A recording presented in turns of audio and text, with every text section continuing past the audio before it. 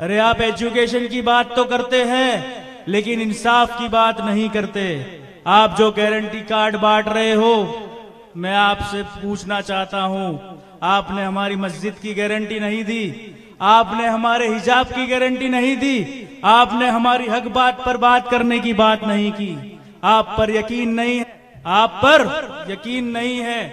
और इसीलिए MIM का ये प्लेटफॉर्म है जहां पर हर मजलूमों की आवाज निकली, हर मजलूमों के लिए हम खड़े रहेंगे इंशाअल्लाह। चाहे वो पुलिसकर्मी हो, चाहे वो गवर्नमेंट एम्प्लॉय हो, चाहे वो स्टूडेंट हो। पुलिसकर्मी की भी बात करता हूं तो सैल्यूट करता हूं ये जो काम करते हैं। अल्हम्दुलिल्लाह मेरी जमात के अंदर भी बहुत सारे पुलिसकर्मी हैं, मैं उनको सलाम करता हूं। ग्रेड पे की बात करूं, ये ग्रेड पे की रेवड़ी दे दी इन्होंने। पुलिस प्रशासन से बात करता हूं, इंशाअल्लाह अगर हमारे MIM के MLA जीतेंगे तो ये भी एक टॉपिक रहेगा। यहाँ के जो कौशिका मैडम परमार को आप जीत दिलाइए। मैं उनसे ये अपील करूंगा कि आपका जो ग्रेड पे का मसला है इंशाअल्लाह वो भी हल किया जाएगा। ज्यादा बात नहीं करूंगा, आपने मुझे सुना उसके लिए बेहद शुक्रिया। और भी मेहमान और भी लोग जिम्मेदार लोग बात करना चाहते हैं आपके सामने। अस्सलाम वालेकुम, खुदाफिज। इंशाल्लाह मौका मिला तो मैं आपके सामने और भी बात करूंगा। खुदाफिज। ये जहां भी फिर नौजवानों से गुजारिश करूंगा कि आप लोग पीछे बैठ जाएं। यहाँ से जो दाएं बाएं लोग खड़े हैं प्रशासन का साथ दें, डिस्टर्ब होता है, मंच के आसपास नहीं खड़े रह सकते, आप लोग पीछे बैठ जाइए। यहाँ पे मीडिया कर्मियों को भी जगह होती है, कर्मियों के लिए आप लोगों से गुजारिश है कि मेरे साथी जितने भी नौजवान खड़े हैं कुर्सी पर बैठ जाए, बड़ा है मेहरबानी। मुझे बार बार बोलना आप लोगों को अच्छा नहीं लग रहा है। जो भी साथी यहाँ खड़े उनसे भी गुजारिश है कि आप लोग पीछे बैठ जाएं। ये आप लोगों की मोहब्बत है, जो आप लोग आए हो और जो खड़े हैं वो भी मोहब्बत में ही खड़े हैं, क्योंकि वो कहते हैं ना कि नया पाने की चाहत में पुराना छूट जाता है और तुझको अपनाऊं तो मुझसे जमाना रूठ जाता है। मोहब्बत लिखने और पढ़ने में तो बहुत आसान है, लेकिन मोहब्बत को निभाने में पसीना छूट जाता है। तो ये आप लोगों की मोहब्बत है कि आप लोग खड़े भी हो, तो ये मोहब्बत इस तरह इजहार करिए मोहब्बत का कि आप लोग बैठ जाइए तो बहुत अच्छा लगेगा हम लोगों को भी। और बैठकर सुनिए, बहुत ही जल्द हमारे बीच में आप लोग जिसे सुनने के लिए आए हैं और जिनकी दीवानगी आप लोगों के अंदर जुनून और जोश है, बहुत ही अनकरीब वो हमारे बीच में होंगे। ऑल इंडिया मजलिस इत्तेहादुल मुस्लिमीन के हमारे राष्ट्रीय अध्यक्ष बैरिस्टर जनाब असदुद्दीन ओवैसी साहब भी बहुत ही जल्द हमारे यहाँ पे जलवाए स्टेज अब होंगे, तो आप लोगों से गुजारिश है कि आप लोग बैठ जाएं। चलिए अब हम प्रोग्राम को आगे बढ़ाते हैं और हमारे ऑल इंडिया मजलिस इत्तेहादुल मुस्लिमीन के हमारे गुजरात के वडगाम के हमारे एक दलित साथी हमारे बीच में है, बलवंत भाई छतरालिया से गुजारिश करूंगा कि वो माइक पर आए और अपनी कुछ बातें रखे। जोरदार तालियों से हमारे भाई का स्वागत किया जाए।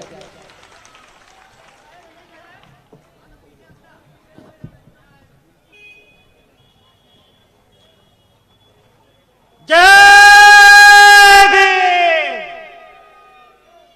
जय भीम।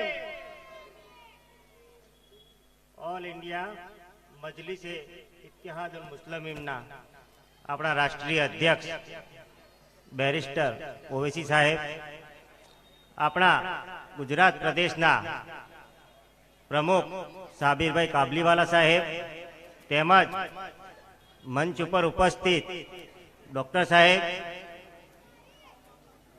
एजाज खान पठाण, तेमज मंच पर उपस्थित पार्टीना तमाम होद्देदारो अने बुजुर्गो, वडीलो अने अहीनी तमाम दाणी લીમડાની जनता अने माताओं बहनों ने मारा बलवंत छतरालियाना प्रणाम। मित्रों, मारी बात रजू करता पहला एक शायरी थी मारी बात शुरू करीश कि सफर में आखिरी पत्थर के बाद आएगा, सफर में आखिरी पत्थर के बाद आएगा, मजा तो यार 8 दिसंबर के दिन आएगा। अरे भाजपा और कांग्रेस वालों सुन लो, जो लूट सकते हो तो लूट लो, मगर याद रहे तुम्हारा घर भी हमारे घर के बाद आएगा। जिधर भी गुजरो धुआं बिछा दो, जहां भी पहुंचो धमाल कर दो। तुम्हें सियासत ने ये हक दिया है, हरी जमीनों को लाल कर दो। अपील भी तुम, दलील भी तुम, गवाह भी तुम, वकील भी तुम। जिसे भी चाहो हलाल कर दो, जिसे भी चाहो हराम कर दो।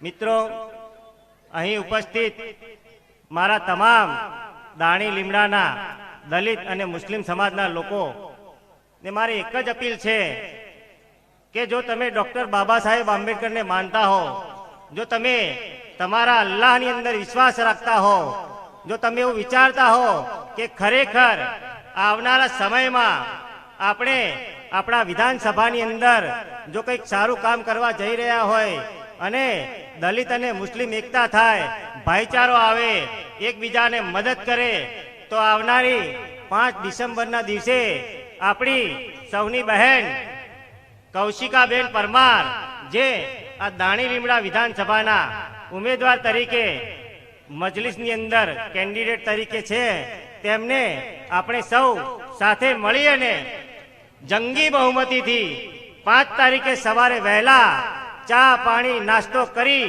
અને તમામ લોકોએ બૂથ ઉપર પહોંચી જવાનું છે અને એટલું વોટિંગ કરવાનું છે કે અહીંયા જેટલા પણ ભાજપ કોંગ્રેસના જેટલા બી લોકો છે એ લોકોને લાગવું જોઈએ કે ના, હવે આ ત્રીજો પક્ષ આવ્યો અને અમારા સુપડા સાફ થઈ ગયા।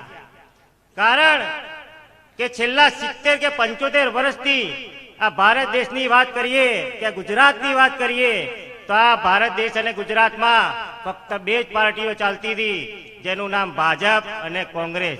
મૂળ તો આ 2 માસિયાઈ ભાઈઓ છે, આ બંને એક જ છે। કેમ કે એ લોકોએ દલિતો અને મુસ્લિમોનો ફક્ત વોટ લેવા માટે ઉપયોગ જ કર્યો છે, પણ જ્યારે એમના હકની વાત આવે, એમના અધિકારની વાત આવે, એમની તકલીફોની વાત આવે ત્યારે એ લોકો જોડે સમય હોતો નથી। અને મિત્રો, આ લોકો ક્યારે પણ નથી ઈચ્છતા કે દલિતો કે મુસ્લિમો એક થાય। આ લોકો ક્યારે નહીં ઈચ્છે કે દલિત કે મુસ્લિમને એક રાજકીય પ્લેટફોર્મ મળે। આ લોકો ક્યારેય પણ એવું નહીં ઈચ્છે કે આપણા સમાજનો, આપણા દલિત સમાજનો કે આપણા મુસ્લિમ સમાજનો કોઈ ઉમેદવાર કે કોઈ આપણી બહેન કે આપણો ભાઈ આપણી વાત લઈ અને વિધાનસભામાં જાય અને આપણા હક અને અધિકારની વાત કરે।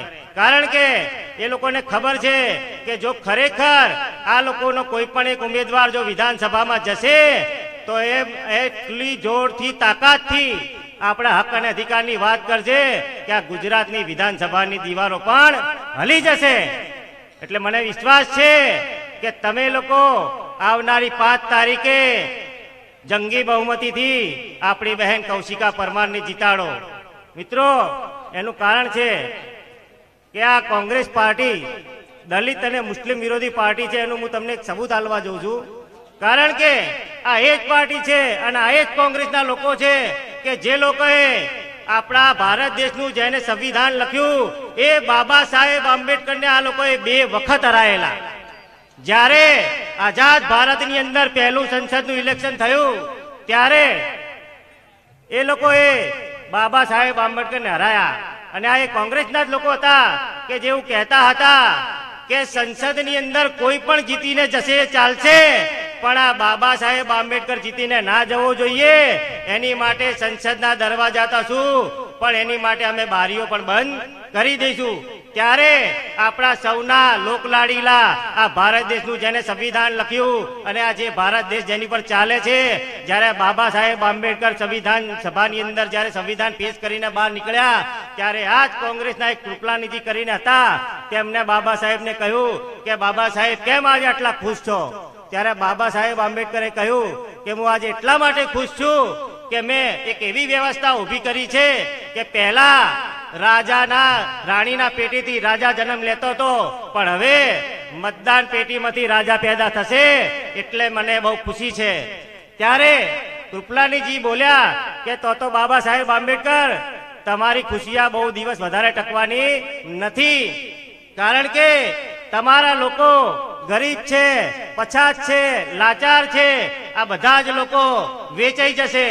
એ લોકોના વોટ અમે ખરીદી લઈશું અને અમે અમારી સરકાર બનાવી દઈશું.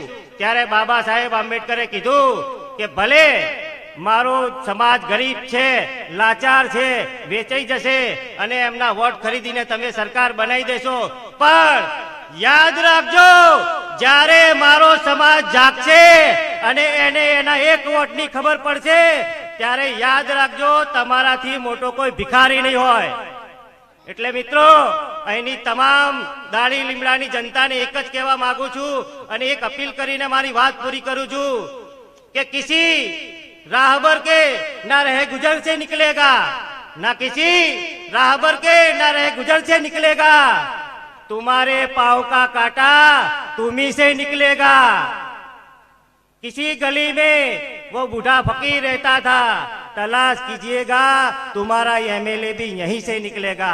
जय भीम, जय भारत. बहुत खूब. चलिए प्रोग्राम को आगे बढ़ाते हैं. ऑल इंडिया मजलिस इत्तेहादुल मुस्लिमीन के हमारे एक साथी फरीद खान से गुजारिश करूंगा कि वो आपके बीच में आए और अपनी बातें रखें. फरीद खान साहब.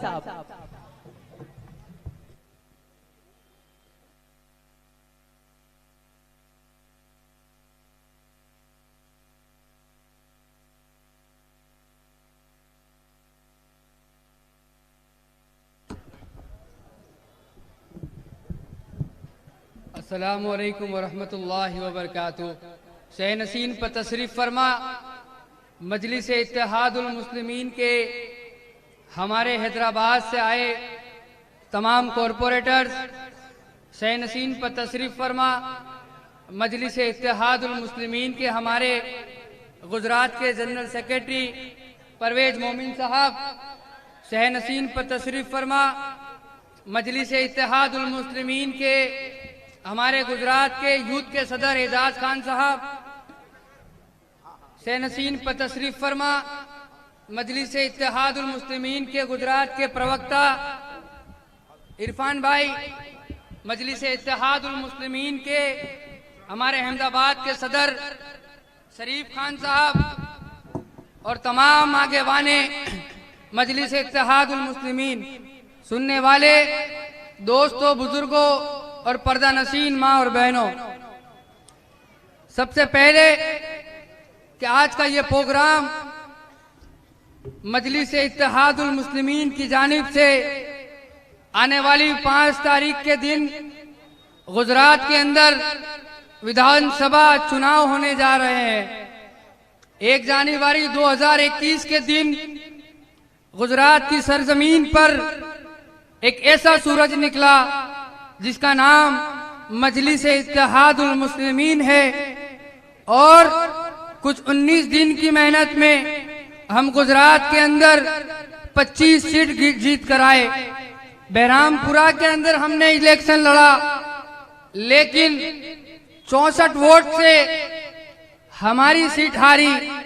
लेकिन एक शेर के साथ मैं अपनी बात का आगाज करता हूं कि फरेब देकर सियासी जमीन जीती है, फरेब देकर सियासी जमीन जीती है, लहू में डूबी हुई आस्तीन जीती है. और यही वो हक है जो मैं हर बार बोलता हूँ, यही वो हक है जो मैं हर बार बोलता हूँ. चुनाव तुम नहीं जीते मशीन जीती है, चुनाव तुम नहीं जीते मशीन जीती है. अजीब सा माहौल है मुल्क अजीज भारत का. अभी कुछ दिन पहले आसाम के अंदर मदरसों को शहीद कर दिया गया. एक शेर के साथ उन्हें ललकार देता हूं कि ऐसा नहीं है कि हम कल परसों से नहीं निकले, ऐसा नहीं है कि हम कल परसों से नहीं निकले. बहुत अरमा है दिल में जो बरसों से नहीं निकले. आसाराम हो नित्यानंद हो कि पाल बाबा हो, आसाराम हो नित्यानंद हो कि पाल बाबा हो. खुदा का शुक्र है वो सब मदरसों से नहीं निकले, खुदा का शुक्र है वो सब मदरसों से नहीं निकले. मुल्क अजीज भारत को 1947 में आजादी मिली, तब हिंदुस्तान का मुसलमान जो पार्टी को वोट देता था उसका नाम था मुस्लिम लीग। मौलाना अब्दुल कलाम आजाद ने रफायन क्लब में मुस्लिम नेताओं की मीटिंग बुलाई और कहा, ए मेरी कौम के गयूर मुसलमानों, मुस्लिम लीग एक फिरका परस्त पार्टी है, तुम कांग्रेस का साथ दो क्योंकि कांग्रेस एक सेक्युलर पार्टी है। तो मुस्लिम नेताओं ने कांग्रेस जिंदाबाद का नारा लगाया और हमने 1 साल नहीं 2 साल नहीं लगातार 75 बरस कांग्रेस को दिए। हमारे बाप दादाओं से अगर पूछा जाता है कि आपने किसको वोट दिया, आप किस पार्टी को जानते हो, तो उनकी जबान से निकलने वाला शब्द ये होता है कि हम कांग्रेस को वोट देते हैं। तो इस बहरामपुरा की सरजमीन से आज तक जो पार्टी जीतती आई है, बहरामपुरा के अंदर पिछली बार इलेक्शन हुआ तो वादे किए गए यहाँ की आवाम को, जब भी कांग्रेस जीत कर आई और ये वादा किया गया था कि हम आपको ड्रेनेज का प्रॉब्लम सोल्व करके देंगे, हम यहाँ पर आपको पानी का प्रॉब्लम सोल्व करके देंगे। लेकिन जब चौमासा आता है, बरसात आता है, तो 3-3 फीट के पानी से यहाँ की जनता गुजरती है। ये माहौल हमने देखा है यहाँ पर। 75 बरस तक हमने कांग्रेस को वोट दिया तो बदले में मुसलमानों को क्या मिला? बदले में मुसलमानों को ये मिला कि 1992 के अंदर बाबरी का ताला खुलवा दिया गया, अंदर मूर्ति बिठाई गई, हिंदू मुस्लिम आदिवासी दलितों को लड़ाया गया। 2002 के फसादात के अंदर मुस्लिम और दलित आदिवासियों का इस्तेमाल किया गया।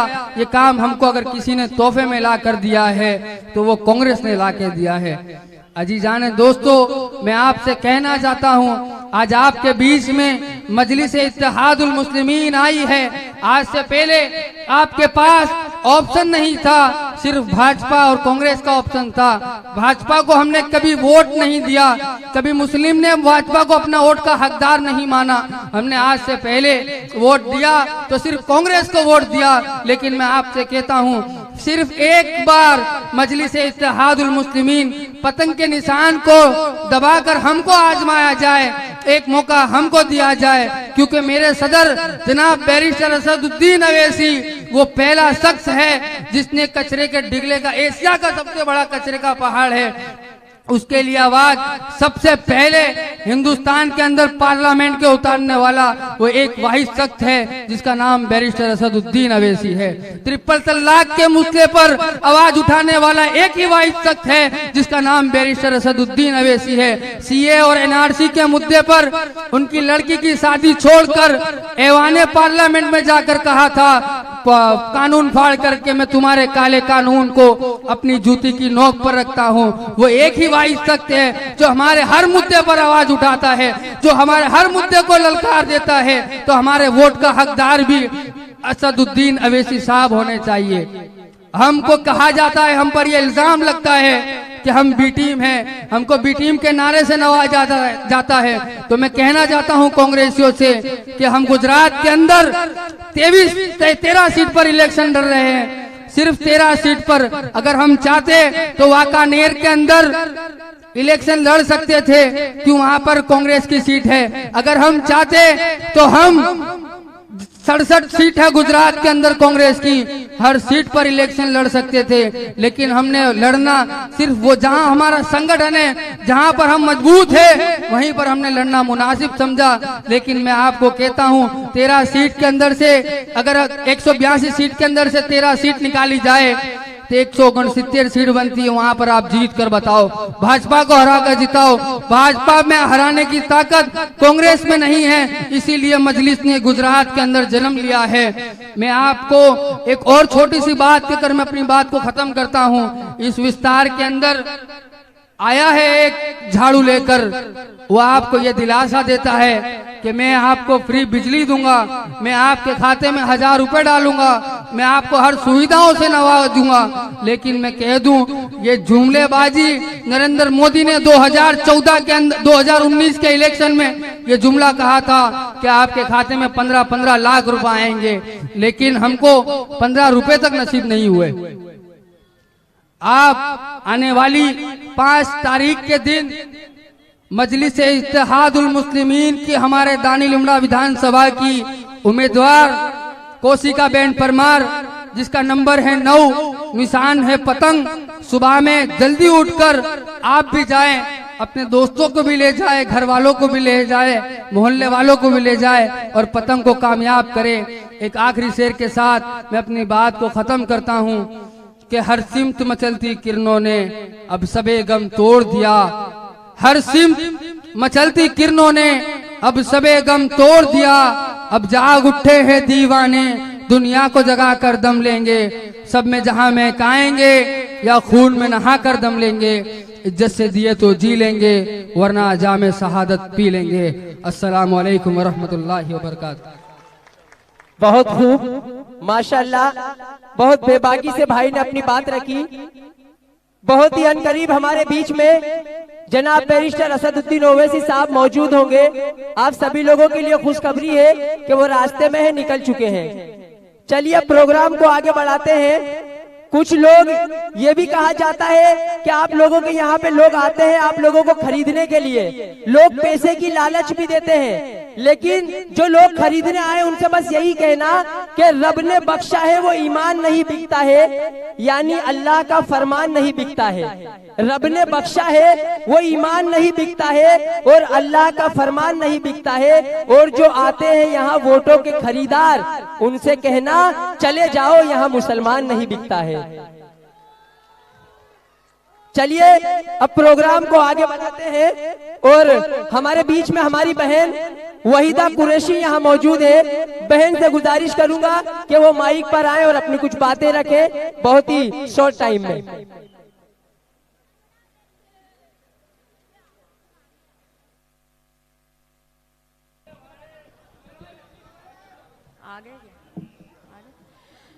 अस्सलाम वालेकुम, मेरा नाम वहीदा कुरैशी, मैं अहमदाबाद MIM पार्टी से कोऑर्डिनेटर हूँ अहमदाबाद की। और असद साहब शायद आ गए।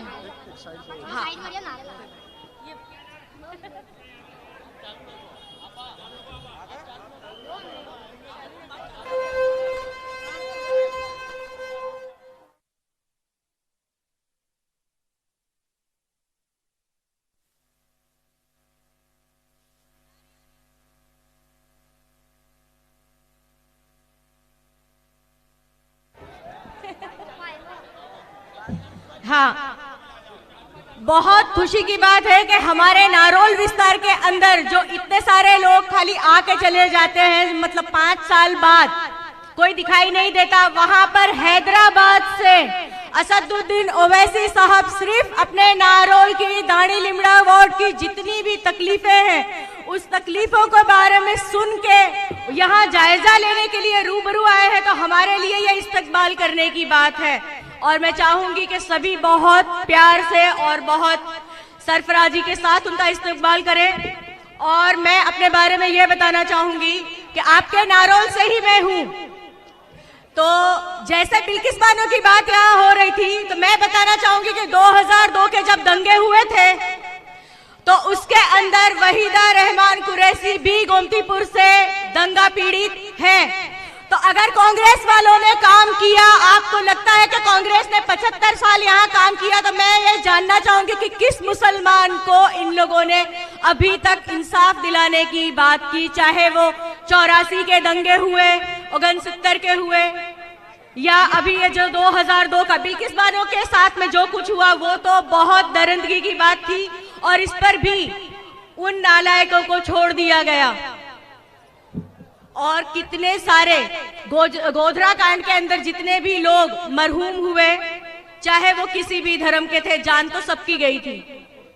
हम दंगों से बचकर यहाँ नारोल के अंदर आए गए क्योंकि उनको मालूम था कि अगर ये हल्ला बहुत ज्यादा हुआ, अगर मुसलमानों को अब यहाँ से हटाया नहीं गया तो ये हंगामा इंटरनेशनल जाएगा। तो उन्होंने अपनी नाक बचाने के लिए गोधरा दंगों के दंगा पीड़ितों के, चाहे वो नरोड़ा पाटिया से हो, साहलम से हो, वटवा से हो, या गुजरात के कई इलाकों से, जैसे गोधरा के अंदर डेसर से, सबको अलग अलग ठिकाने लगाया गया और अहमदाबाद के दंगा पीड़ितों को नारोल के अंदर लाके फेंका गया। ये वो बस्ती है जहां पर जानवर भी रहने के लायक शायद ना, लगता ही नहीं कि उनको रखना चाहिए, क्योंकि कचरा पेटी हमारे अहमदाबाद का डंपिंग जोन है ये।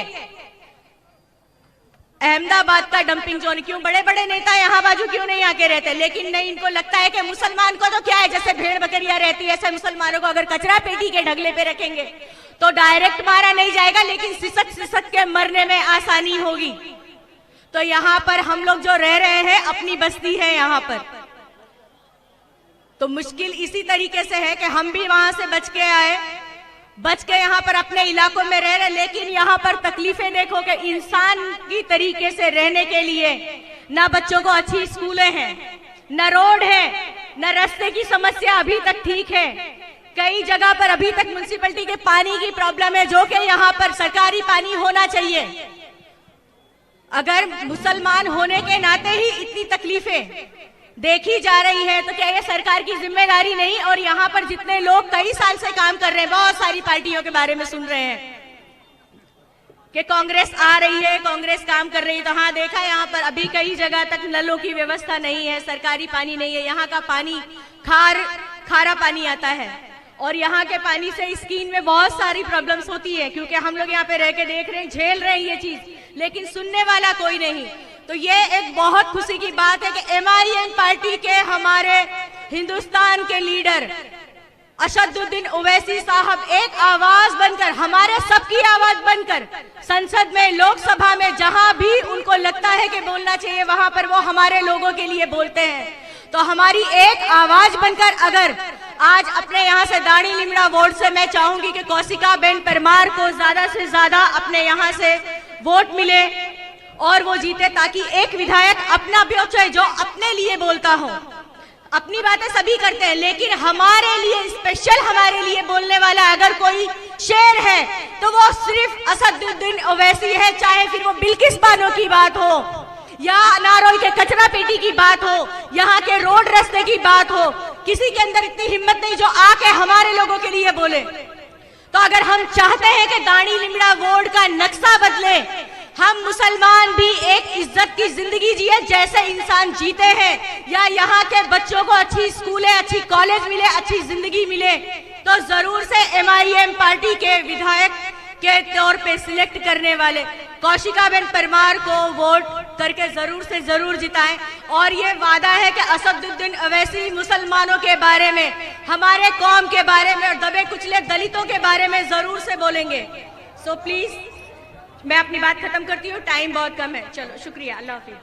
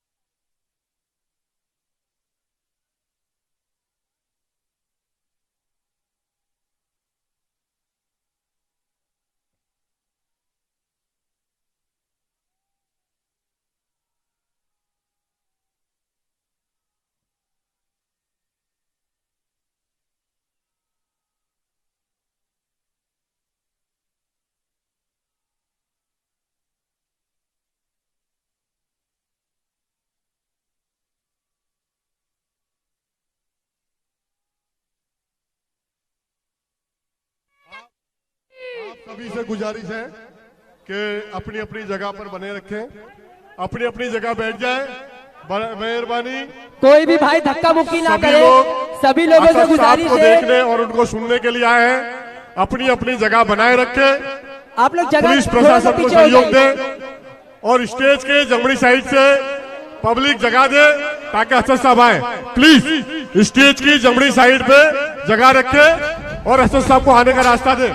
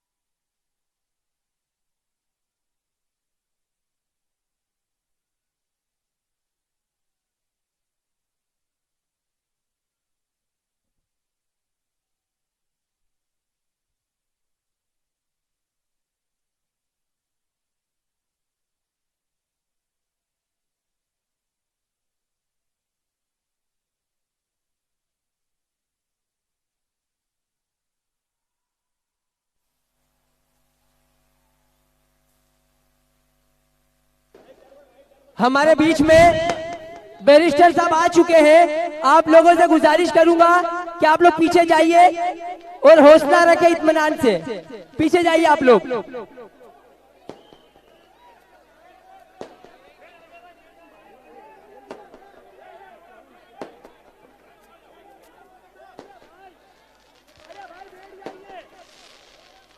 आप लोग बैठ जाइए, इत्मीनान रखे, आप लोग बैठिए। भाई मेहरबानी करके बैठ जाइए भाई। नारा तकबीर, नारा तकबीर। देखो देखो कौन आया, देखो देखो कौन आया। भाई सबसे गुजारिश है कि आप नीचे बैठ जाए। भाई मेहरबानी करके बैठ जाइए भाई, बैठ जाइए भाई, मेहरबानी करके भाई।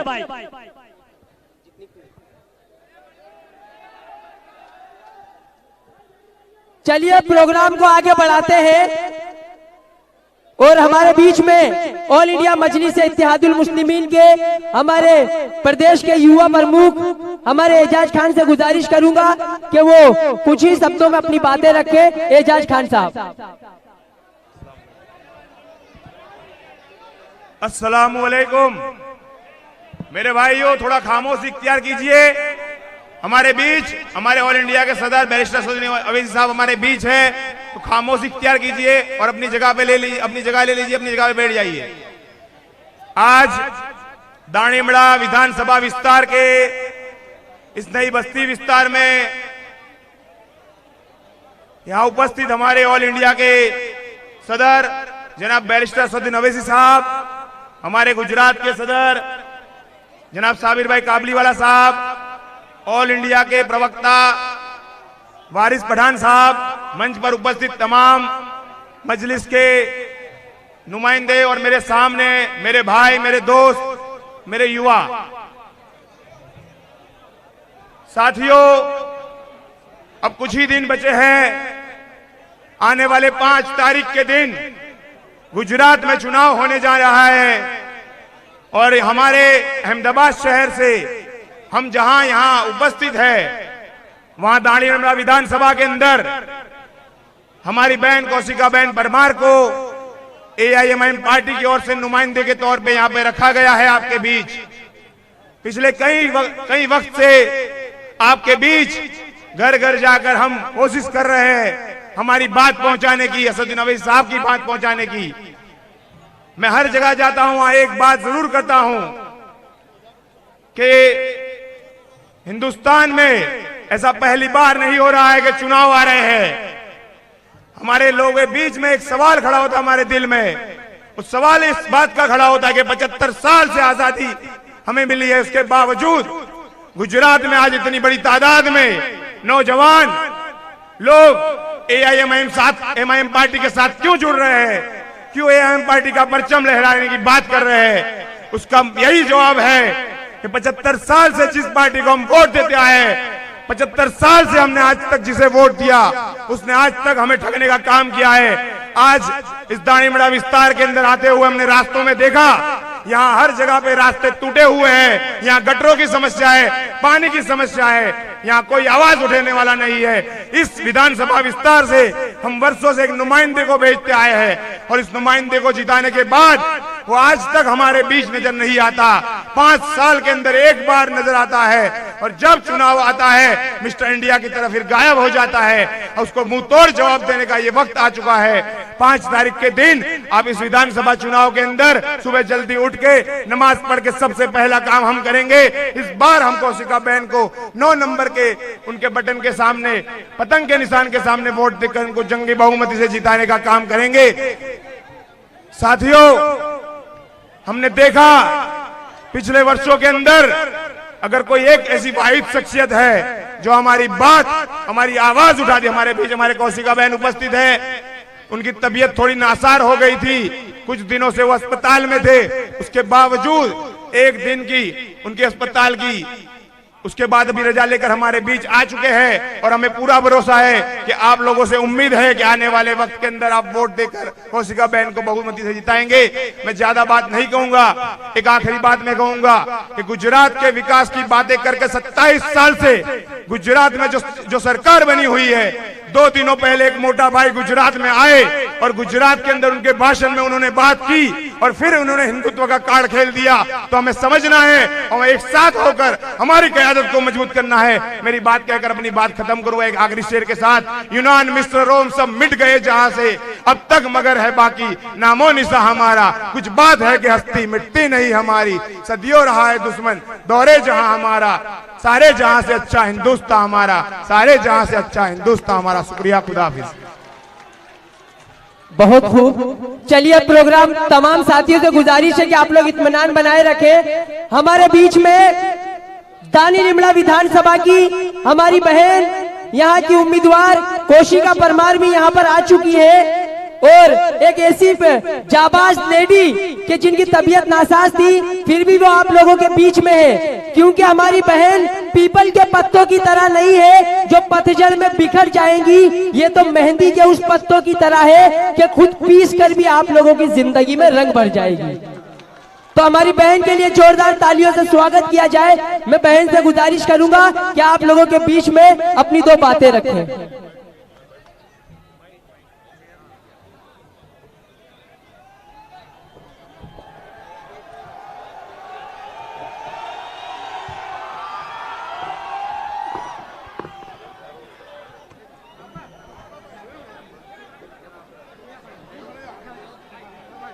जय भीम, जय भीम। आप लोगों का प्यार और आप लोगों की दुआ से ही आज मैं वापिस आई हूँ यहाँ पे। मैं बहुत खुश नसीब हूँ कि मुझे आप लोगों से मिलने का दोबारा मौका मिला और सबसे पहले तो शुक्रिया अदा करूंगी मेरे असद साहब को कि जिन्होंने मुझे इतना बड़ा मौका दिया और वो मौका मैं कभी गंवाना नहीं चाहूंगी और उनके जो सपने हैं वो मैं पूरा करूंगी। हमारे साबिर भाई, उन्होंने मेरे पे बहुत विश्वास किया है, वो विश्वास कभी नहीं तोड़ूंगी और अपनी मजलिस का पतंग बहुत ऊंचा उड़ाऊंगी।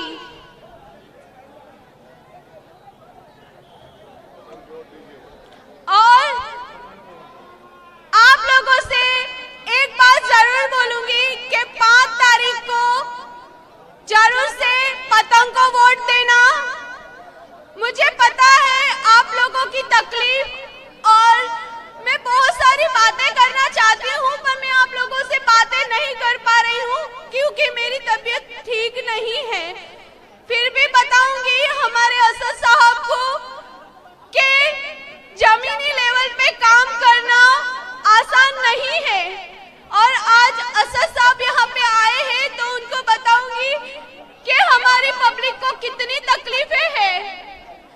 मेरी जनता यहाँ पे जो है, हमारी नई बस्ती में ना पानी है, यहाँ से 10-10 साल से यहाँ के कॉर्पोरेटर है, फिर भी ना यहाँ पे पानी है, ना लाइट है, ना रोड रास्ता है।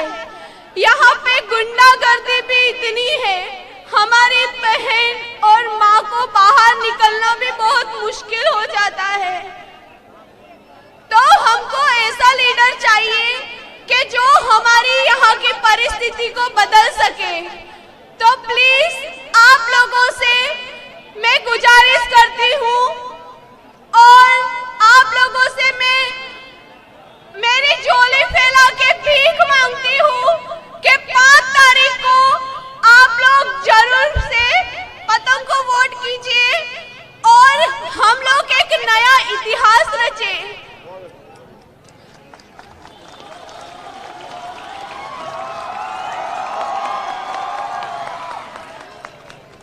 एक औरत का दर्द एक औरत ही समझ सकती है।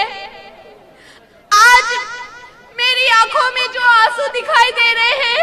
मुझे पता है यहाँ पे सारी जो मेरी बहनें हैं उसकी आंखों में भी आंसू होंगे, क्योंकि उनकी आवाज कोई नहीं सुनता है। कौशिका परमार ने उनकी आवाज और उनके आंसू को देखा है। वो आंसू को पोंछने में वापस आई हूँ। मुझे बहुत सारे फोन आए, कल से आ रहे हैं कि मैडम हमको आपकी जरूरत है, आप जल्दी से वापस आइए। मैं आप लोगों के लिए ही आई हूँ और मैं कभी भी नहीं फिरूंगी। दूसरे लोगों ने मुझे बहुत परेशान किया, धमकियां दी, बहुत सारे ऑफरें दी, 50 लाख करोड़। मुझे पैसों की कोई लालच नहीं है। मुझे मेरी जनता की आवाज सुननी है, जनता का प्यार चाहिए, जनता की जरूरतें पूरी करनी है। और मेरी जनता की जरूरतें मैं तभी पूरी कर सकूंगी जब वो मेरी जनता मुझे चुन के लाएगी और मेरी मजलिस को लाएगी।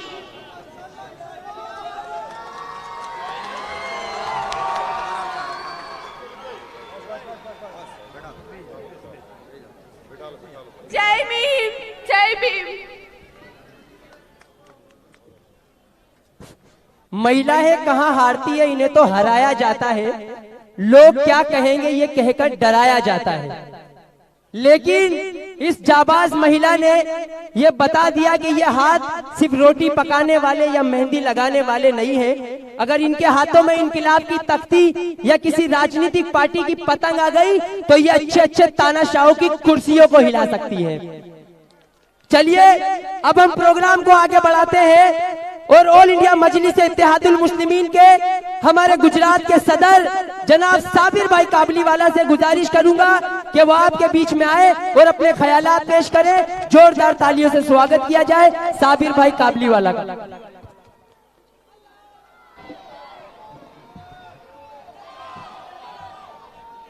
अस्सलाम वालेकुम रहमतुल्लाहि व बरकातहू। मेरे कायद ऑल इंडिया मजलिस इत्तेहादुल मुस्लिम के सदर जनाब बैरिस्टर ओवैसी साहब, महाराष्ट्र के एक्स MLA वारिस पठान साहब और हमारी इस विस्तार की विधानसभा की उम्मीदवार कौशिका बेन परमार और सभी साथियों, आज यहां पर मजलिस पहली बार आई है और आपकी समस्या दूर करने के लिए आपने आज तक किसको वोट दिया? कांग्रेस को। कई सालों से यहां पर कांग्रेस के काउंसलर है, कई सालों से यहां पर विधायक है, लेकिन आज भी यह विस्तार पूरा बिछड़ा हुआ है। यहां पर आप देखते हो दर बारिश के अंदर यहां पर पानी भर जाता है, शुद्ध पानी नहीं आता है। कचरे का ढल यहां पर रखा हुआ है, पूरे अहमदाबाद का कचरा लाकर यहां पर पीछे रख दिया जाता है और इस कचरे के ढक से यहां बीमारियां फैलती है। और आप सबको मालूम होगा इस कचरे को हटाने के लिए बैरिस्टर असदुद्दीन ओवैसी साहब ने जब लोकसभा के अंदर सवाल उठाए थे, उसके बाद इसका स्पीड से काम चालू है आज तक, आपको पता है। और आपकी समस्या यहां पर काफी समस्या है, ये आपकी समस्या को दूर करने के लिए हम लोग यहां पर आए हैं। आपको पता होगा यहां पर जितने भी लोग हैं वो इफेक्टेड लोग हैं, बाहर से आए हुए हैं और 2002 के बाद यहां पर आए हुए हैं। यहां पर ना पानी की सुविधा है, ना ड्रेनेज की सुविधा है और ना लाइट की। आज इतने साल हो गए, यहां तक आज तक ड्रेनेज लाइन नहीं है। यहाँ पर ड्रेनेज लाइन जो डाली हुई है ये यहाँ से जो ये प्राइवेट लाइन डाली हुई है और प्राइवेट लाइन जो है यहाँ से टेक्सटाइल की जो लाइन जाती है कलर केमिकल, ये आपकी ये ड्रेनेज की लाइन उसी के अंदर ज्वाइन की हुई है। यहाँ पर शुद्ध पानी भी आपको नहीं मिलता है और यहाँ की हवा जो है वो भी शुद्ध नहीं मिलती है। इस हवा खराब हवा के कारण यहाँ पर टीबी अस्थमा के रोग दर्दी कितने सारे हैं। तो हम यहाँ पर वोट लेने के आए हैं, मजलिस आपके लिए आपकी समस्या को दूर करने के लिए आए हैं। आप 5 दिसंबर के दिन ज्यादा से ज्यादा कौशिका बेन परमार को वोट देकर आप उन्हें जिताइए। इंशाल्लाह आपने देखा वो नाम आपको पीठ नहीं दिखाई दी। आपने देखा कि परसों इतनी उसकी तबीयत नासाज होने के बाद भी आज वो स्टेज पर आई है। उसको कई धमकी दी गई है, कई लोगों ने करोड़ों रुपए की ऑफर दी गई है, लेकिन वो जवाब मर्द औरत वो एकदम आड़ी खड़ रही है, किसी के काबू में आई नहीं वो। तो आप उस पर विश्वास करिए, आपका विश्वास कभी भी वो तोड़ेगी नहीं। और इसके अंदर जज्बा है काम करने का। और आपने देखा यहाँ पर डोर टू डोर राउंड में आपने उसको देखा भी है, वो कैसे घूमती है, वो गरीबों का दर्द वो जानती है। तो इंशाल्लाह वो यहाँ पर आप उसको जुटा कर भेजोगे तो इंशाल्लाह आपके जो भी मसले वो हल होंगे। मैं आपको फिर से आपको गुजारिश करता हूँ, 5 दिसंबर के दिन आप कौशिका बहन को भारी बहुमती से जिताइए। और यहाँ पर पास अभी 2 साल से एक छोटा रिचार्ज भी यहाँ पर आया है, आप पार्टी जो यहाँ पर कई ऑफिसें खोला है और खुलकर बंद भी हो गई है। और उसने आपको कई लालचें दी है, वो लाइट क्या फ्री में देगा ऐसी भी बात कही है, लेकिन लाइट अब आज तक लाइट जो आप 200 यूनिट फ्री में देने की बात कर रही है, 200 यूनिट किसका यूज होता है? जब एक घर के अंदर एक पंखा 2 लाइट होगी उसको 200 यूनिट का यूज होगा, उसका फ्री होगा। लेकिन आप सबको पता हर एक किसी के घर में फ्री टीवी और फ्रिज और टीवी तो है ही, तो जो रेगुलर बिल आएगा वो रेगुलर बिल ही आने वाला है। लेकिन इसके बहाने आपके पास से वो सब डॉक्यूमेंट ले रहे हैं, डॉक्यूमेंट लेकर एनआरसी के वो जो डॉक्यूमेंट जमा कर रहे हैं, आप समझ जाओ उनको कोई डॉक्यूमेंट मत देना, कल उठ के आपको तकलीफ पड़ेगी। ऐसा काम कर रही है जो बीजेपी कर ना पाई वो आरएसएस ये बीजेपी कर रही है।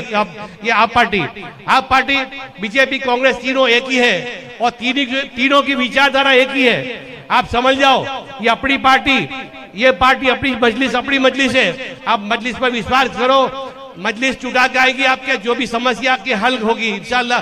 दलित मुस्लिम आदिवासी की जो भी समस्या वो सब हल करेंगे। मैं आपसे फिर से गुजारिश करता हूँ 5 दिसंबर को कौशिका बहन को आप भारी बहुमती से जीता कर विधानसभा में भेजे। एक मिसाल बनेगी, एक दलित महिला अपने यहाँ से चुटा कर जाएंगी।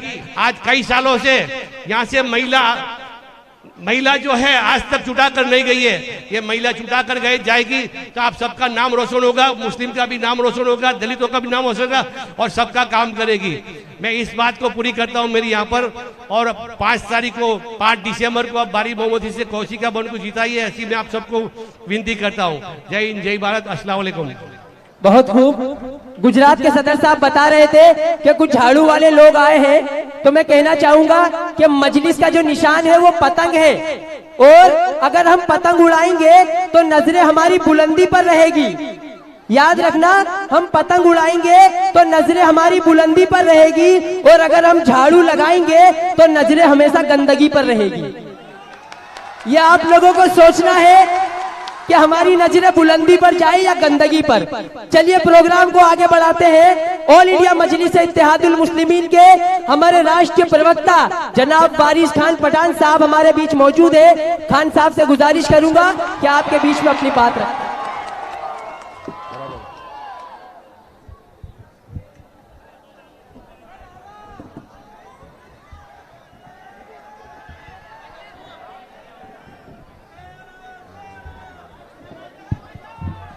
डायस पे तशरीफ फरमा ऑल इंडिया मजलिस इत्तेहादुल मुस्लिमीन के सदर, member of parliament नकीब Millat Alhaj barrister Asaduddin Owaisi साहब, स्टेज पर मौजूद गुजरात के मजलिस इत्तेहादुल मुस्लिमीन के प्रेसिडेंट सदर जनाब साबिर काबुलीवाला साहब, स्टेज पर मौजूद आपकी अपनी बेटी, आपकी अपनी बहन, आपकी अपनी बच्ची, मजलिस इत्तेहादुल मुस्लिमीन की दानी लिमड़ा से उम्मीदवार हमारी बहन मोहतरमा कौशिका परमार जी, मजलिस इत्तेहादुल मुस्लिमीन के तमाम जिम्मेदारान, यहाँ पर मौजूद मेरे दोस्त, मेरे बुजुर्ग और मेरे भाई बहनों, आज का ये जलसा इंतखाबी जलसा है, इलेक्शन का जलसा है।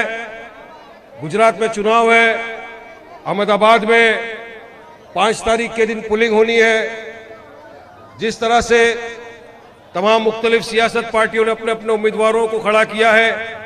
इसी तरह पहली मरतबा मजलिस इत्तेहादुल मुस्लिमीन ने इस विधानसभा के इलेक्शन में हिस्सा लिया गुजरात से और मुख्तलिफ जगहों पर उम्मीदवारों को ठहराया है। आप सब ने सुना हमारी बहन कौशिका जी ने क्या कहा, इनकी तबीयत खराब, मगर सुन लो, शेरनी शेरनी ही होती है। तबीयत खराब हो, कुछ भी हो, ये मजलिस की शेरनी है अल्हम्दुलिल्लाह। और ये आई आपके बीच में, बीमार होकर भी आपके बीच में आई, क्योंकि इसके दिल में दर्द है, एक फिक्र है यहाँ की, एक फिक्र है दानी लिमड़ा की। इस फिक्र के कारण ये आपके बीच में आई है, वरना इनकी जगह कोई और होता अब तक बिस्तर पे सोया होता। लेकिन मैं अल्लाह से, ईश्वर से, भगवान से दुआ करता हूं कि इनको जल्दी से जल्दी शिफा मिले, तंदुरुस्ती मिले और फिर से यह शेरनी की तरह दहाड़े आपके पास आकर। अब चुनाव है तो यहां पर काफी लोग आ गए हैं आपके बीच में। हमारी टक्कर तो सबसे ही है, एक तरफ बीजेपी है, एक तरफ कांग्रेस और आम आदमी पार्टी, जिसको मेरे सदर ने नाम दिया छोटा रिचार्ज, वो भी घूम रहा है यहां पर। इसका तो बात ही अलग है।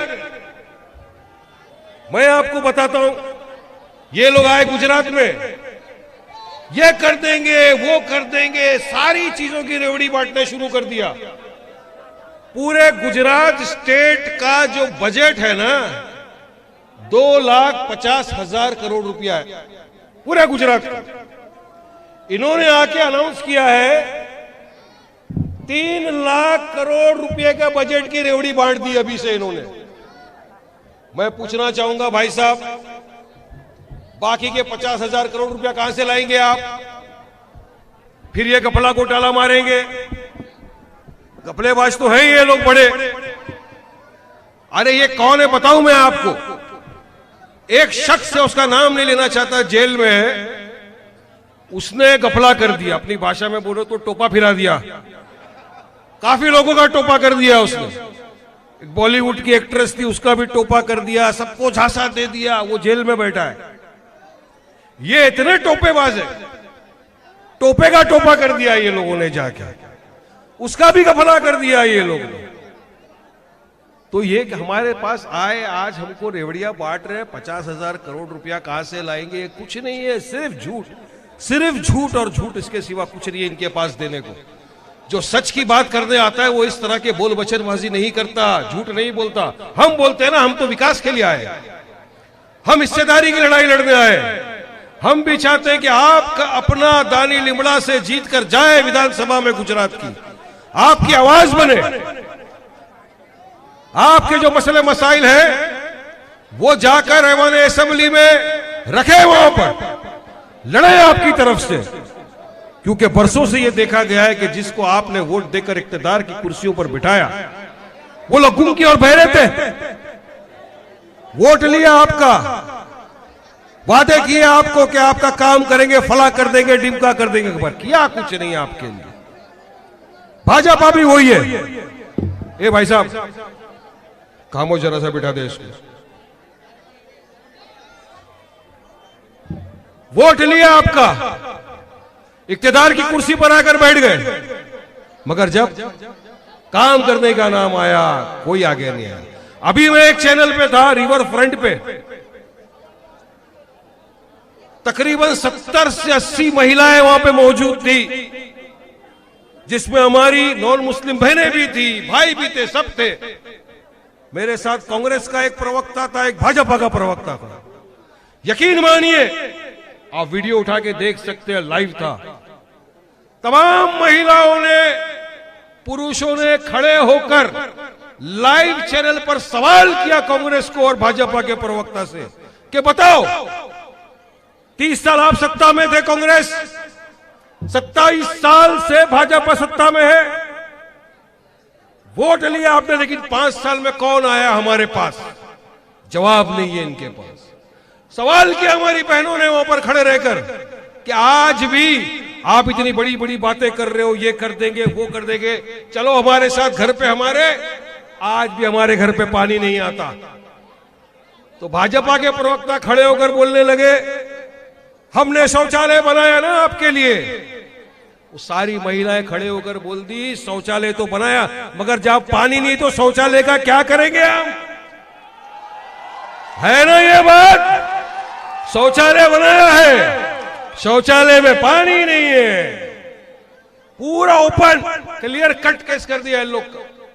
ये मैं आपके सामने बताना चाहता हूं कि इनकी बातों में मत आओ। आज गुजरात की जनता जाग चुकी है। गुजरात की जनता को समझ में आ गया है कि कौन हमारा काम करने में यकीन रखता है, कौन हमारा काम नहीं करेगा। आज इतनी दूर से आपके बीच में आए, 2 टर्म के एमएलए हैं, 4 टर्म के एमपी है, ऊपर वाले का दिया हुआ सब कुछ है असद साहब के पास।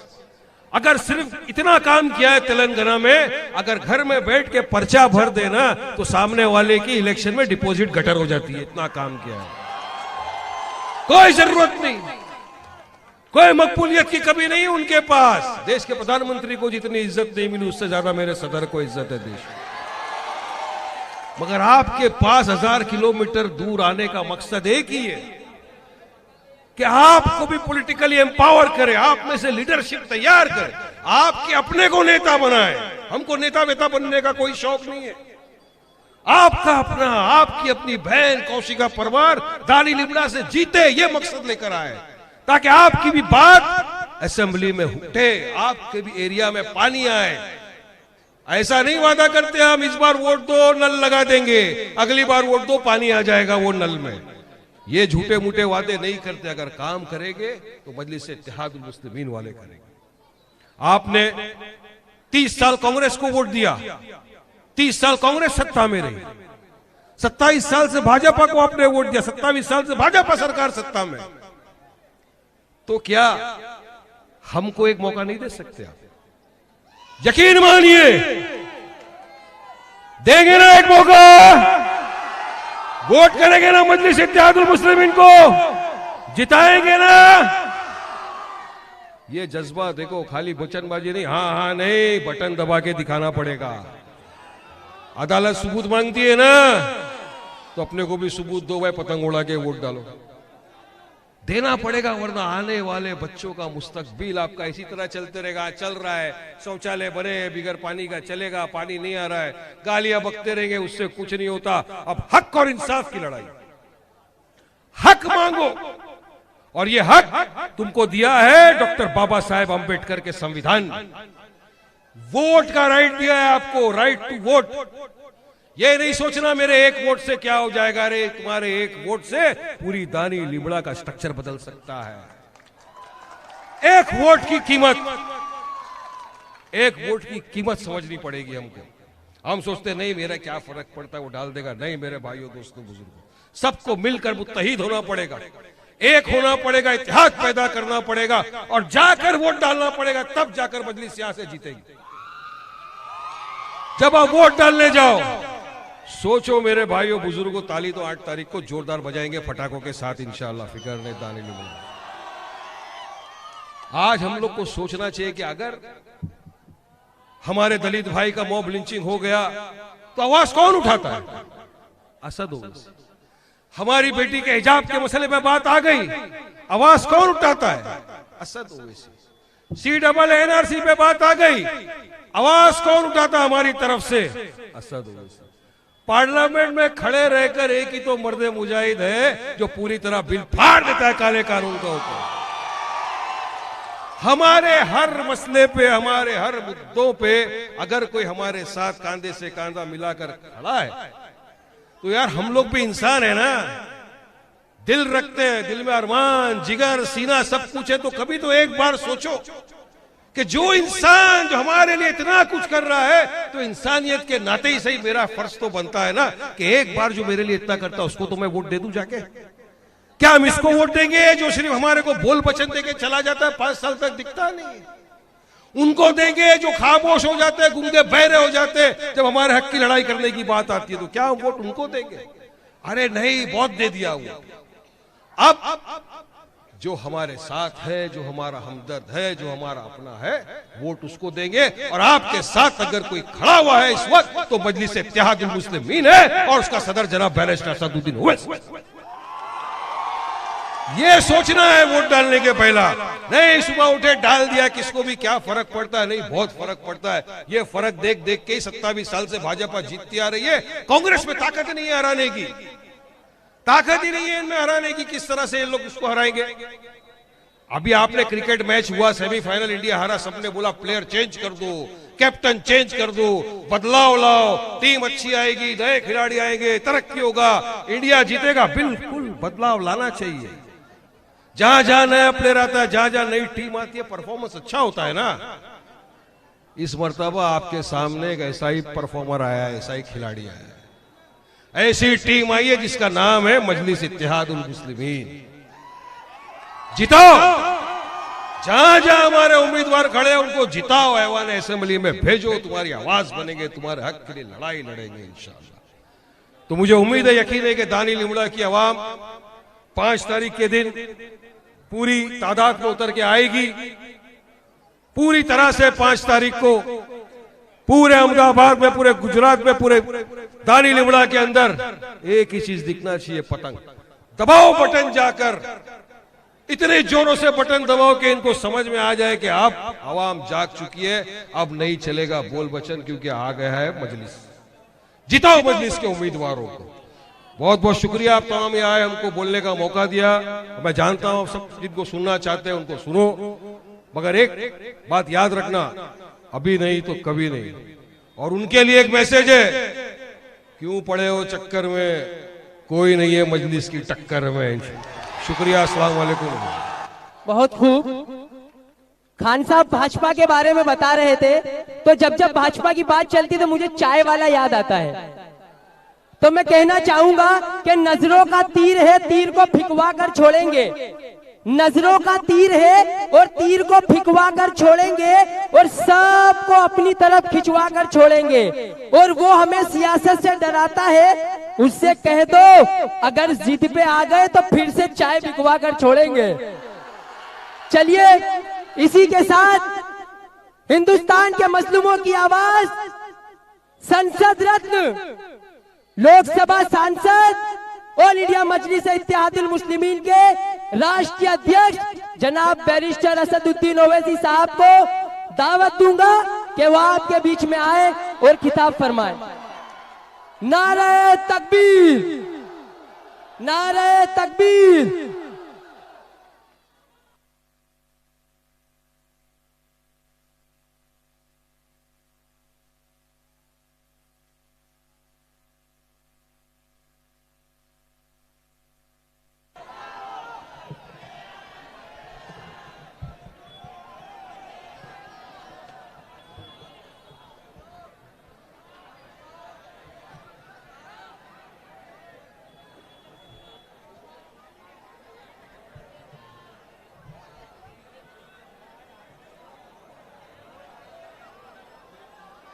बिस्मिल्लाहिर्रहमानिर्रहीम।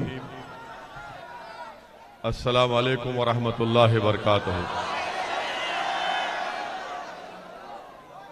मोहतरमा कौशिका परमार साहिबा, उम्मीदवार मजलिस इत्तेहादुल मुस्लिमीन जनाब साबिर काबलीवाला साहब, अध्यक्ष वो सदर कुल-हिंद मजलिस इत्तेहादुल मुस्लिमीन गुजरात, मोहतरम जनाब वारिस पठान साहब, साबिक़ा रुकन असम्बली मुंबई, डाइस पर मंच पर बैठे हुए तमाम मोअज़्ज़िज़ उलमाए कराम, मशाइख़ीन उज़्ज़ाम, मेरे बावखार मजलिस के रुफ़क़ा, बुज़ुर्गान मिल्लत, मेरी इज़्ज़तदार माँ और बहनों और मेरे गयूर नौजवान साथियों, मेरे अजीज दोस्तों और बुजुर्गों, आप जानते हैं कि इस असेंबली हलक़े से मजलिस ने मोहतरमा कौशिका परमार साहबा को यहाँ से अपना उम्मीदवार कैंडिडेट बनाया और वो तबीयत की नासाजी के बावजूद भी वो आज हमारे दरमियान में मौजूद है और अल्हम्दुलिल्लाह उनकी तबीयत में बेहतरी पैदा हो रही है। मेरे अजीज दोस्तों और बुजुर्गों, मेरी इज्जतदार माँ और बहनों, पिछले 10 साल से इस असेंबली हलके में, कॉन्स्टिट्यूंसी में कांग्रेस के उम्मीदवार को आपने कामयाब किया। 2012 से वो जीत कर आए, फिर 17 में दोबारा आपने उनको कामयाब किया। 10 साल में दानी लिमड़ा विधानसभा में कोई डेवलपमेंट का काम नहीं हुआ, कोई विकास का काम नहीं हुआ।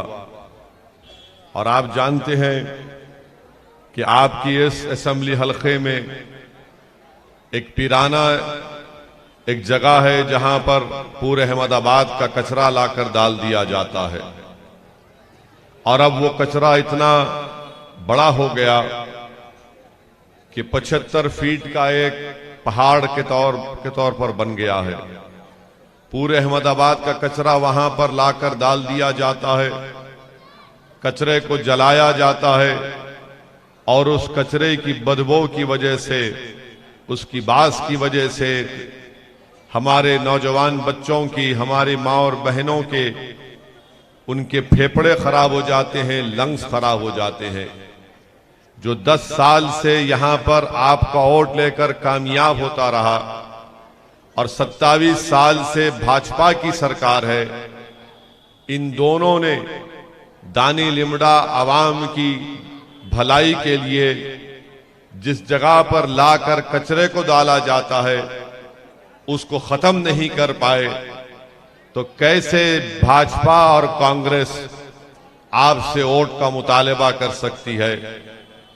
भाजपा की सरकार ने कहा कि यहां पर जिस जगह पर कचरे के पहाड़ हैं, अब तो 3 पहाड़ हो चुके हैं। और वो 3 पहाड़ क्या हैं? एक कांग्रेस के नाम से है, एक भाजपा के नाम से और एक दिल्ली के मुख्यमंत्री छोटे रिचार्ज के नाम से, तीनों पहाड़ हैं। तो भाजपा ने कहा कि हम उस कचरे के पहाड़ों को साफ करके वहां पर एक ऑक्सीजन का पार्क बनाएंगे। भाजपा वालों, आप भी नरेंद्र मोदी की तरह फेंकने में उनसे आगे बढ़ रहे हैं। ऑक्सीजन पार्क, जब आपने कचरे को खत्म नहीं किया, आप अंदाजा लगाइए कि वो 75 फीट के जो 3 पहाड़ कचरों के हैं, 60 लाख मीट्रिक टन कचरा वहां पर है और रोज वहां पर कितना कचरा लाके डाला जाता है? वहां पर रोज 4000 मीट्रिक टन कचरा लाके डालते हैं।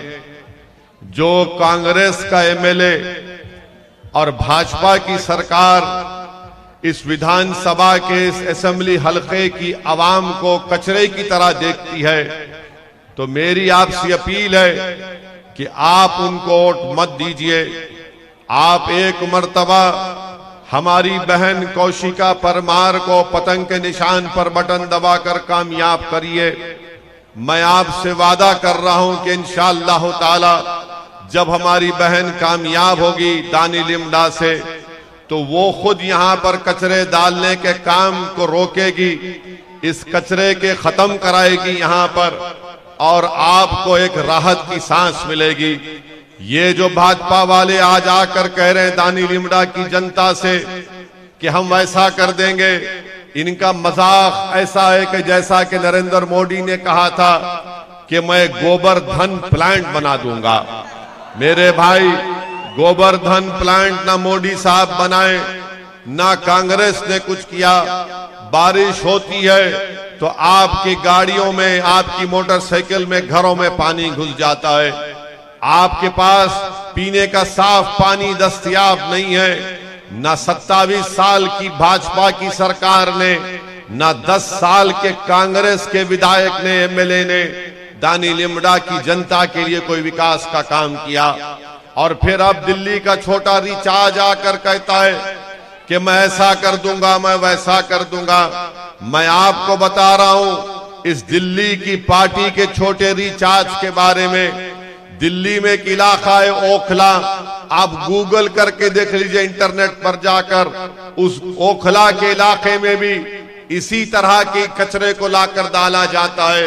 क्यों कचरा लाकर डाला जाता है? इसलिए कि उस इलाके में अल्पसंख्यक समाज, मुसलमान और दलित रहते हैं। तो यहां पर भी वही हाल है, दिल्ली के ओखला में भी वही हाल है। और आप याद रखिए, ये जो छोटा रिचार्ज की पार्टी है, ये बड़ी दावे और झूठ बोलने में माहिर है कि हम ये गारंटी कार्ड। मेरे अजीज दोस्तों और बुजुर्गों, जब कोविड चल रहा था तो कोविड के दौरान दिल्ली में पूरे देश में सबसे पहले अगर किसी ने तबलीगी जमात पर झूठा इल्जाम लगाया तो यही छोटा रिचार्ज की पार्टी थी, जिसने तबलीगी जमात को सुपर स्प्रेडर का झूठा नाम दिया। और अदालत में जब मुकदमा गया तो अदालत ने उन तमाम मुकदमों को खारिज कर दिया। जब CAA का कानून भारत की पार्लियामेंट में लाया गया था, आप लोग गवाह हैं कि भारत की लोकसभा में असदुद्दीन ओवैसी ने CAA कानून को मोदी की आंखों में आंखें डालकर कहा यह काला कानून है, हम इसको नहीं मानते, मैंने उस कानून को फाड़ दिया। आप जानते हैं, मैं आपको याद दिला रहा हूं कि क्या आप CAA कानून को पसंद करते हैं? वो CAA का कानून हमको हमारे से शहरियत छीन लेगा। वो आपसे कहेगा कि दानी लिम्डा के लोगों, लाओ हमको ला कर दिखाओ, तुम्हारे दादा का बर्थ सर्टिफिकेट दिखाओ, नहीं तो तुमको मशकूक करार दिया जाएगा। आप पार्लियामेंट का रिकॉर्ड उठाकर देख लो, यही दिल्ली की पार्टी आम, जिसका नाम आम आदमी पार्टी है, इन्होंने CAA कानून की तायीद की थी। इन्होंने तायीद की थी, मोदी के इस काले कानून की तायीद की थी। आज दानी लिम्डा हो या फिर मुख्तलिफ इलाकों में आकर झूठी बातें करते हैं कि गारंटी कार्ड, अरे तुम तो हमारी बर्बादी के सामान को तैयार कर रहे थे।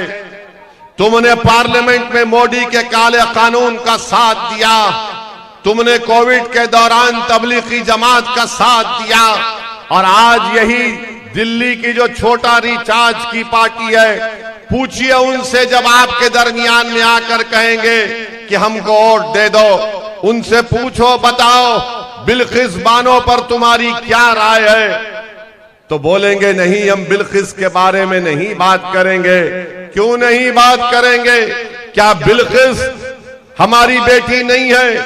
क्या बिल्किस गुजरात की बेटी नहीं है? क्या बिल्किस भारत की बेटी नहीं है, जिसको जालिमों ने उसकी अस्मत रेजी की, उसका रेप किया? और कब रेप किया बिल्किस का?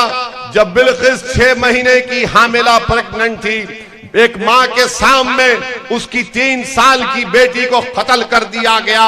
एक बेटी के सामने उसकी मां की को रेप करके उसका कत्ल कर दिया गया। आज भाजपा बिल्किस के रेप करने वालों को, उसकी बेटी और मां के कातिलों को मोदी और अमित शाह उनको छोड़ देते हैं। और ये छोटा रिचार्ज की पार्टी अपनी जबान पर बिल्किस का नाम नहीं लेना चाहती है। क्यों नाम नहीं लेना चाहते तुम? अरे जब जालिम जुल्म करता है तो जालिम को जालिम बोलेंगे, मजलूम को इंसाफ नहीं दिलाएंगे, तो फिर तुम किस बुनियाद पर, कौन सा हक लेकर तुम दानी लिम्डा और इस इलाके में आकर वोट की भीख मांग रहे हो? हम आज के जलसे में आपके दरमियान में खड़े होकर कह रहे हैं कि बिल्किस से नाइंसाफी हुई। ना भाजपा बिल्किस का नाम लेती है, ना कांग्रेस बिल्किस का नाम लेती है, और ना छोटा रिचार्ज की पार्टी वाले बिल्किस का नाम लेते हैं। मेरी दानी लिम्डा की जनता से अपील है कि आप मंजलिस की हमारी कैंडिडेट को कौशिका परमार को वोट दीजिए, एक मर्तबा वोट दीजिए।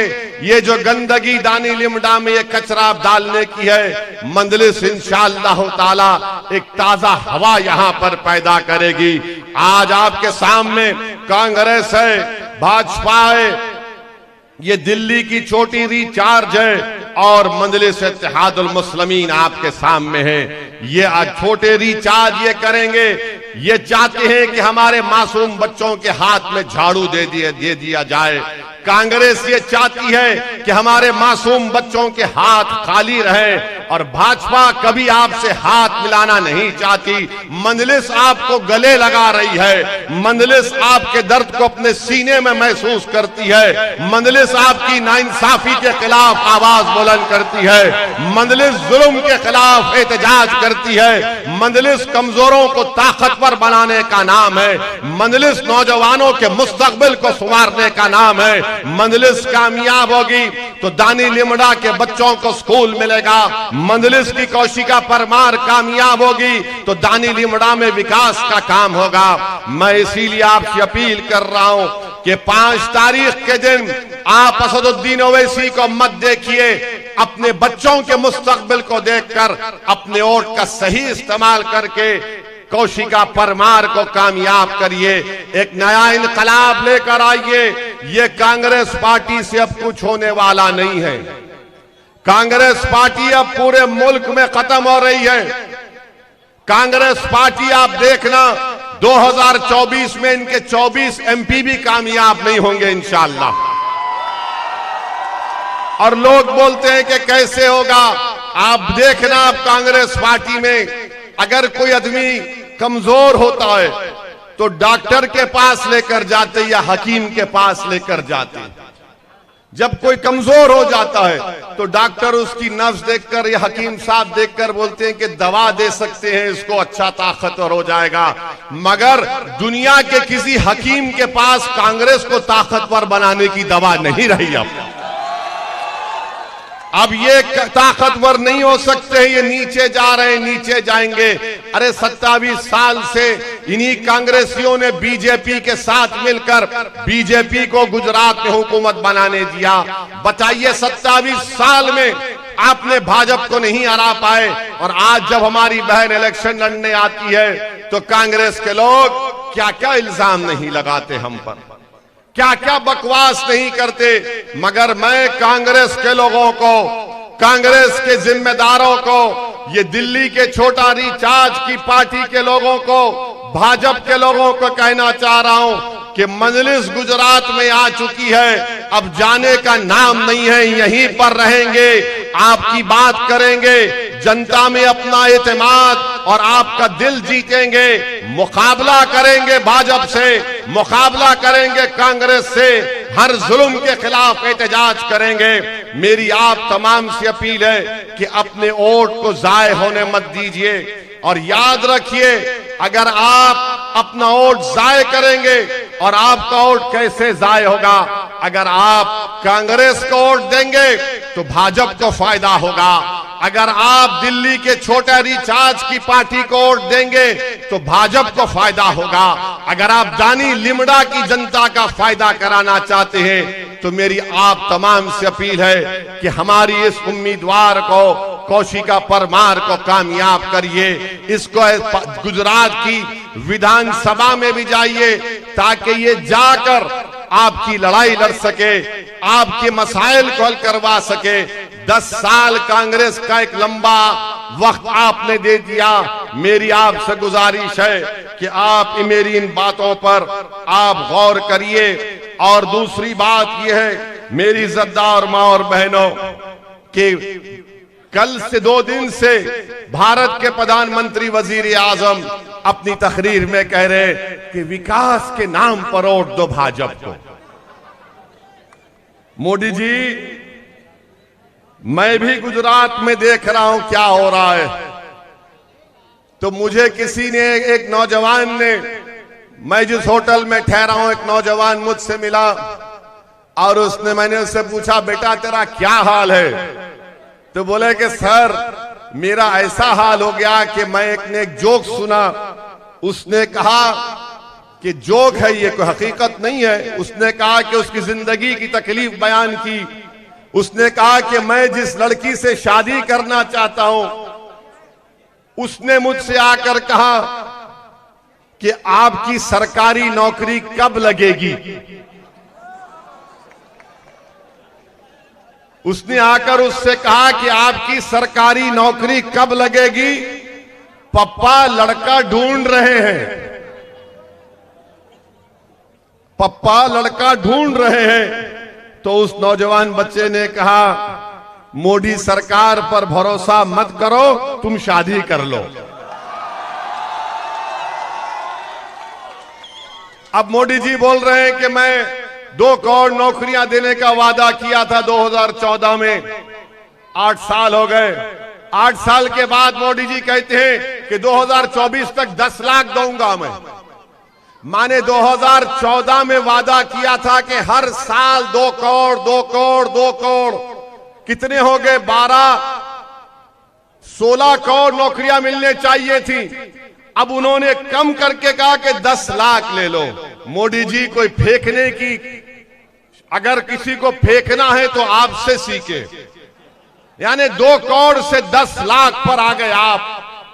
कहीं गुजरात के चुनाव में कहा था 2014 में प्रधानमंत्री बनने से पहले कि बाहर इसके बैंकों से पैसा आ जाएगा, ब्लैक का पैसा आएगा और आपके अकाउंट में 15-15 लाख चले जाएंगे।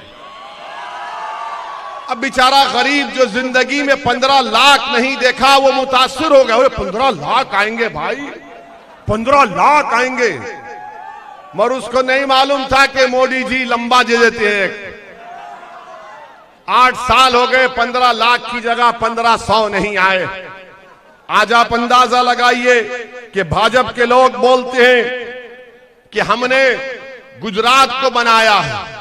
आपको मालूम नौजवानों में बेरोजगारी, गुजरात में 13% नौजवान बेरोजगार है। नरेंद्र मोदी कहते हैं विकास के नाम पर वोट दो, तो बताओ देश के प्रधानमंत्री, क्या यह बात सच नहीं है कि गुजरात में जो मासूम बच्चे जब पैदा होते हैं अपनी मां की कोख में 9 महीने 8 महीने रहने के बाद, तो 39% बच्चे जो है वो स्टंटेड पैदा होते हैं, जिनको हिंदी में बोलते अवारुद। 39%। और आप बोलते हैं कि आपने गुजरात बनाया, और फिर कम वजन के बच्चे 39% गुजरात में पैदा होते हैं। और फिर उसके बाद जो बर्बाद बच्चे होते हैं, वेस्टेड जिसको कहते हैं, 25% बच्चे जो पैदा होते हैं वेस्टेड पैदा होते हैं। बताओ आपने क्या हाल करके रख दिया 27 साल में गुजरात में। बेरोजगारी 13%, बच्चे जो अवारुद पैदा होते हैं स्टंटेड 39%, कम वजन के 39%, और जो बच्चे वेस्टेड या बर्बाद होते हैं 25%। आप बताइए क्या किया भाजपा ने गुजरात में। और मैं चैलेंज के साथ कह रहा हूं कि नरेंद्र मोदी क्या कहते हैं। आपने सुना होगा भारत के प्रधानमंत्री कि मेरे पास ड्रोन है। ड्रोन मालूम क्या होता आपको? एक ऐसा उड़ता, उस पे कैमरा ऊपर से देखता, ड्रोन मालूम ना? तो एक बीजेपी के मिनिस्टर ने उनसे कहा कि प्रधानमंत्री जी ऐसा काम हम कर रहे हैं।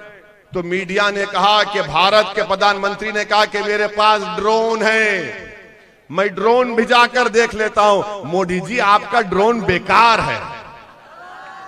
अगर ड्रोन है तो भिजाओ दानी लिमड़ा में वो कचरे के जो पहाड़ है, नहीं दिख रहे आपको ड्रोन के जरिए? अगर आपका ड्रोन है तो भिजाओ दानी लिमड़ा में। यहां पर पीने का पानी नहीं है, यहां पर रोड छोड़िए, रोड ही नहीं है यहां पर। कहेगा ड्रोन, अगर ड्रोन है मोदी जी तो जमालपुर की 723 फैक्ट्रियां बंद पड़ी हुई है, कहां गया आपका ड्रोन? कोई ड्रोन वोन नहीं है। लंबा छोड़ दो, एक डाल दो बाउंसर, किसको क्या बोलना है बोल दो। आप बताइए देश के प्रधानमंत्री ने कहा, मैं नहीं कह रहा हूं मेरे पास ड्रोन है, मैं ड्रोन को भिजाता हूं, दानी लिमड़ा में देखकर आ गया और कोई कचरा नहीं है, कोई तकलीफ नहीं है। मेरे अजीज दोस्तों, मेरी इज्जतदार मां और बहनों, इसीलिए हम आपसे अपील कर रहे हैं कि आप 5 दिसंबर के दिन अपना एक वोट हमारी बहन कौशिका परमार को वोट देकर कामयाब करिए। 27 साल का एक लंबा अरसा होता है। 10 साल एक सियासतदान की जिंदगी में लंबा अरसा होता है। मैं भी एमपी हूं हैदराबाद का। हमारे कॉरपोरेटर भी आए हैं, आप पूछना उनसे। मैंने आज से 1-2 महीने पहले अपने क्षेत्र में 102 करोड़ का खाली एक फ्लाईओवर ब्रिज मैं बनाया हूं। 102 करोड़ का खाली फ्लाईओवर ब्रिज बनाया हूं। मेरे क्षेत्र में कारवान असेंबली हल्का है, खाली एक असेंबली हल्के में मैंने 290 करोड़ का ड्रेनेज का काम चल रहा है, 290 करोड़ का। आप बताइए काम क्यों नहीं हो सकता यहां पर? यहां पर 10 साल से कांग्रेस का एमएलए है, क्या क्या बातें करता है, बड़े बड़े बातें डायलॉग मारने में माहिर है। मैं फुला ऐसा हूं, मैं फुला ऐसा हूं। अरे तू कचरा नहीं हटा सका, रोड नहीं बना सका, स्कूल नहीं बना सका, पानी नहीं पिला सका, मगर तू बोलता है ये काम को बड़े बड़ी बातें। फिर 10 साल में आपने क्या किया? कुछ नहीं किया।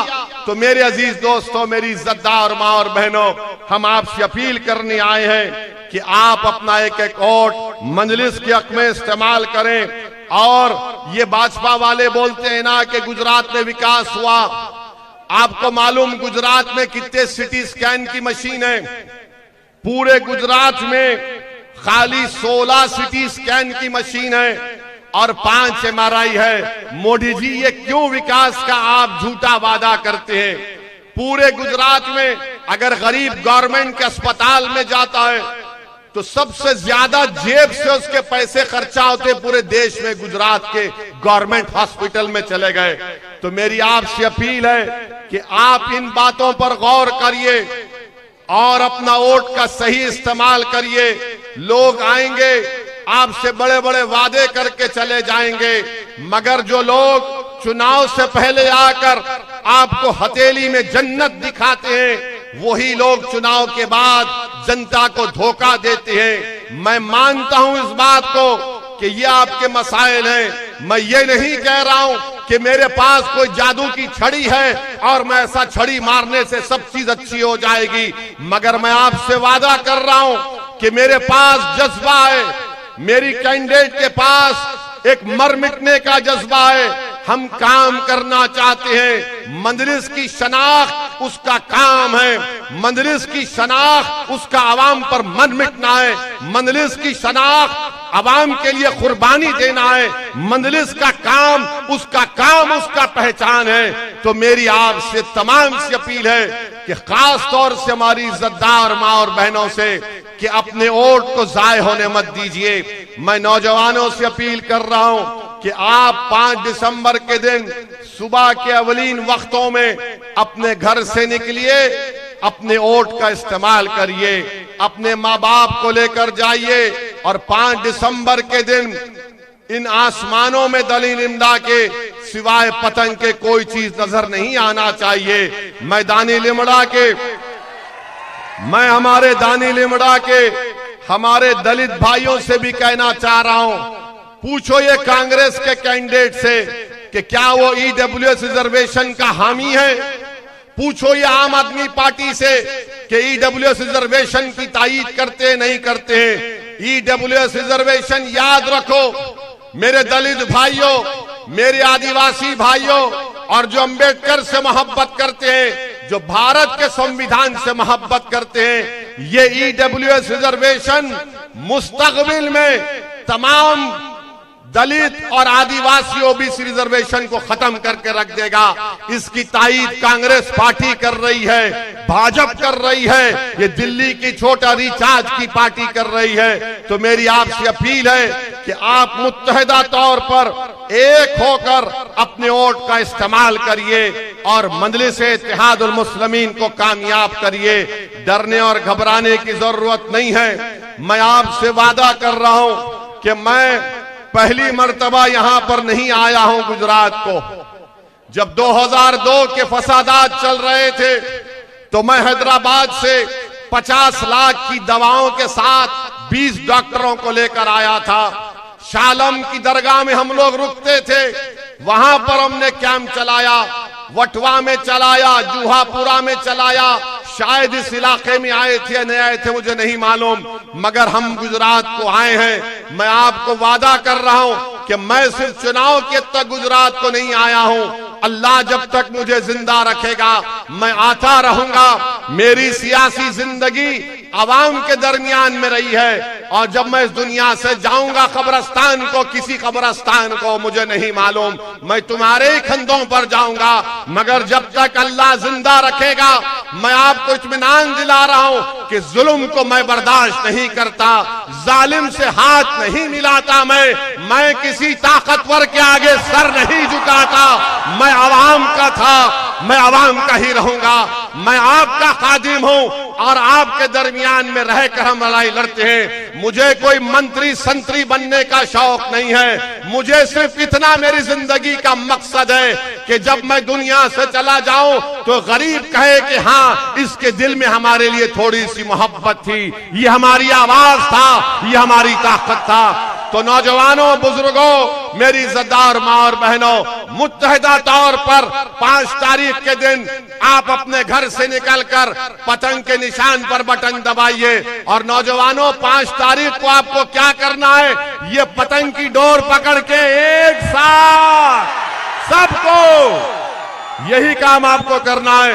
और हमारी बहन के लिए दुआ करिए कि अल्लाह इनको कामयाब भी करे, अल्लाह इनको सेहत दे। अस्सलाम वालेकुम व रहमतुल्लाहि व बरकातहू। स्वागत का प्रोग्राम है।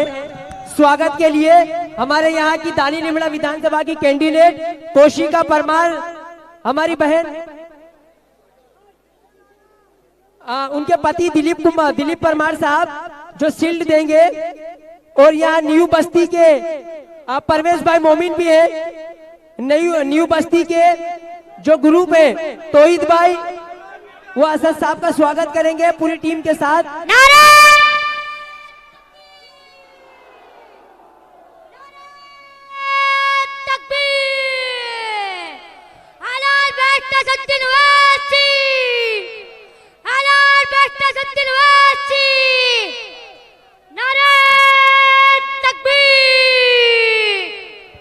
तोहिद भाई से गुजारिश करूंगा वारिस पठान साहब के स्वागत करें। शब्बीर भाई, साबिर भाई साहब का स्वागत करें।